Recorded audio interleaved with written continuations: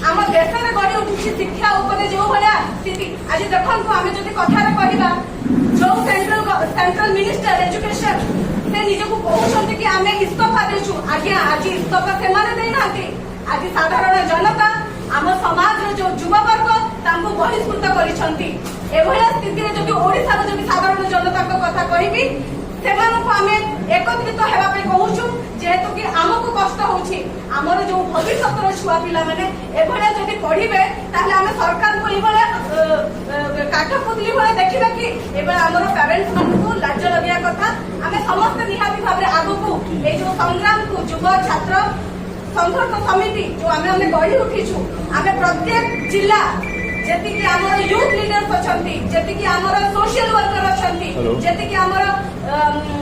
political अछंती देखो एटा कोनोसी दलीय जिंस नुआ एटा कोनोसी शिक्षा गोटे कोनोसी दलीय नुह एटी सेही कांग्रेस रो छुआ पिला माने भी पाठ पढुछंती सेही आम आदमी दल रो भी पाठ पढुछंती सेही बीजेपी रो भी दल रो लोक भी पाठ पढुछंती एटी बिजु जनता दल रो भी लोक पाठ पढुछंती शिक्षा को नहीं कि आमे राजनीतिकरण करने आमे चाहूना शिक्षा को नहीं कि आगामी आमे रणहुंकार करने चाहूँ एवं गत काली आमे दीर्घ दिन पर्यंत जेते पर्यंत आमर